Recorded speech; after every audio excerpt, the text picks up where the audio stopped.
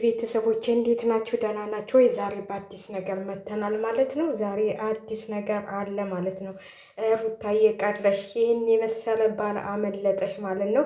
ሄርሜላ ተመልሳለች ማለት ነው ከአብሬሽ ጋር ዛሬ ማታ በአዲስ ነገር ጠብቁ ይብላችኋለች። ቀለበታቸውን ዛሬ ያደርጋሉ ማለት ነው። እንግዲህ ሄርሜላ የልቧም የሀሳቧም ተሳክቶላታል ማለት ነው። ሩታዬ ደግሞ በቃ እንግዲህ አብሬሽን የመሰለ ባል በሱም ብንፈርድበትም እንደሱ አይነት ገርና እንደሱ አይነት ደግ ባል የምታገኝ አይመስለኝም። እንደውም የሚቆጣጠርሽ እና ብዙ ነገር የሚያደርስብሽ ባል ነው የሚያጋጥምሽ። አንቺ የአንቺን ጉዳት አይተሻል። አንቺም ግን በጣም ጎልተሸዋል።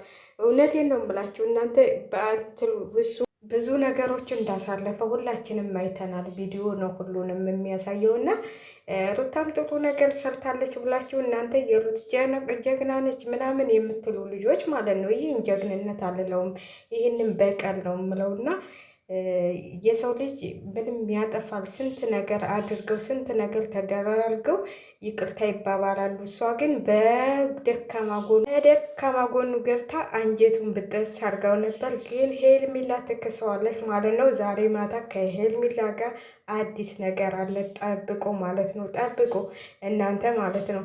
ሩታየም እንግዲህ መልሰሽ መንጣት አትችይም። መልሰሽ እንኳን አናድደዋለሁ ብትይ አለቀ በቃ አልቆ። ፈረንጁ ግን ሳይፈልግሽ አይቀርም። ፈረንጁ በቃ ከሷ አልለይም እያለ ነው። የፈረንጁ ነው እንዲ ልጁ ራሱ እኔ ህንድብጣይም አለ እንጂ የፈረንጁ ይመስላል። የፈረንጁ እኮ በቃ ሙጭጭ ብሎብሻል እና በሚገርም ሁኔታ ሩታዬ እንግዲህ ተቀምተሻል ማለት ነው። በፊትም ቀምታሻለች። አሁን አሸንፍ ያለው ብትይ መልስ አሸነፈችሽ ማለት ነው። ያው ዛሬ ማታ ከአብሬሽና ሄርሜላ ቀለበት ጠብቁ ማለት ነው። እውነቴን ነው የምላችሁ ዛሬ ማታ የሚከሰተውን ነገር ታያላችሁ ማለት ነው። ሩታዬ ሴት ልጅ ታጋሽ ሆኖ ማሳለፍ ነበረበት። እንኳን ያው ተዝናና ተብሎ ነው እንጂ መቼም አልጋ ላይ አላያችሁትም ሁላችሁም ማለት ነው። አልጋ ላይ ተኝቶ ምናምን አላያችሁትም። ስለዚህ ብዙ ነገሮች እየታለፉ ነው እንትን የሚባላችሁን እንትን የምትሉት እናቶቻችን ብዙ ነገር እያሳለፉ ነው። እና እንደ አብሬሽ አይነት ባል ግን በየትም ብከጂ አታገኝም። እውነቴን ነው የምልሽ። በጣም እንደዚህ የእሱን በደር አጉረተን አየን እንጂ አንቺን በጣም ነው የበደልሽው። በጣም ከመጀመሪያው ጀምሮ ማለት ነው። አንቺ ፍቅር ብትሰጪው እና አንቺ የሆነ በቃ እንደዚህ አታጥፋ የሆነ ፍቅር በኃይለኝነት ብትይጂው ኑሮ ወደ ሌላ ነገር አይሄድም ነበር። አንቺም ገፍተሽው ነው ወደ ሌላ ነገር እንዲሄድ ያደረግሽውና ይህን ያህል በቀልም ይገባል ብዬ አላስብም። የልጅሽ አባት ነው። ምንም ቢሆን ተዋልዳችኋል። እንደሚመስለኝ ግን ወደ ውጭ ይዘሽ ልትሄጂ ይመስለኛል ልጅሽን። ይሄ ሁሉ ግን እዛም ብከጂ እኮ የትም ብከጂ እንኳን አንቺ ቀርቶ ማለት ነው ስንት ምን የመሳሰሉ ቆንጆዎች አንዴ ውጭ ወስደዋቸው የልጅ እንትን አድርገዋቸው ነው ቁጭ ያሉት። እና አንቺ አሁን የመሰለሽ በቃ የአሁኑ ሰው አይዞሽ ምናምን የሚልሽ ሰው እንትን ያለሽ በኮሜንቱም እዛም አብለውሽ የሚያጫፍሉት እውነት መስሎሻል። ግን የሚሻልሽ ባልሽ ነበረ እንደዛ ይቅርታ ብሎሽ። በቃ ይቅርታ ደግሞ ለሰው ልጅ ጥሩ ነገር ነው ብታውቂው ድሮ ማለት ነው። ለነገሩ እናንተ የእግዚአብሔርን ነገር መቼ አንብባችሁትና ታውቁታላችሁ።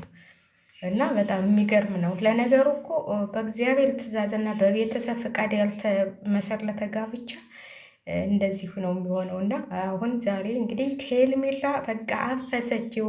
ሄርሜላ በቀጥታ ትናንት ወደ ጥላው ሂዳ ነበረ። ዛሬ ተመልሳለች ማለት ነው። ልብ ተተመለሰ ወደ እኔ ተመጣ ችግር የለብኝም እኔ ብላ አብሬሽን ላፍ አረገችው ማለት ነው።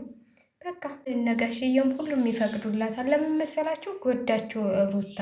ስለዚህ ማንም ሊቃወማትም አይችልም ብዬ ነው የማስበው ማለት ነው። እኛ ሁሉን እንደግፋታለን ማለት ነው። በፊት እኮ ሩታ የምትመለስ መስሎን ነበረ ሄርሜላን ስንበጫጭቃት የነበረውና አሁንም ያው እንግዲህ በቃ ሩታ ሄዳለች ከአብሬሽ ጋር እንግዲህ ቻናያትም አይደል እንዴ? ስለዚህ ሄርሜላ ተመለሰች ወደ አብሬሽ ልጥፍ በይ እንልሻለን። በቃ አፈሰችው። ይህን የመሰለ የደብረ ብርሃን በግ ወደዚህ ሲሉት ወደዛ፣ ወደዚያ ሲሉት ወደዚህ የሚሄድ ባል አገኘች ማለት ነው። ሩታ ግን ተቀማሽ ማለት ነው። አንቺ አሁን የመሰለሽ የነዚህ አዳናቂዎችሽ፣ አጫፋሪዎችሽ የነሱ ሁሉ እንትን ግን ቢሆንም የልጅሽ አባት ነበር የሚሻልሽ። ለአንቺ ያልሆነው ነገር የለም። ለአንቺ ብሎ ስንት ነገር አጥቷል። አሁን በአሁኑ በዚህ በ3 ቀን ሙሉ ማለት ነው። ስለዚህ አንቺ ምንም እንትል ቢል ምንም የሆነ አንቺ የገፋሽው ውሃ የደፋሽበት እሱ ሁሉ አይታይሽም። እናንተ የእሱን ብቻ የእሷን ብቻ ነው የምታዳንቁት። ግን እሷ 9 ወር ሙሉ 9 ሲለምን አልነበረ ተያብለን እንሆን እያለ ወንድሞቿን እያስደበደበችው። እንደውም አብርሽ በጣም ታጋች ነው። እግዚአብሔርን እንደ አንዳንዴ ቆም ብላችሁ ስታስቡት በጣም ታጋሽ ነው። በጣም እኔ በጣም ነው የማደንቀው ማለት ነው። በሉሸን ላይ ካደርኩ ለማንኛውም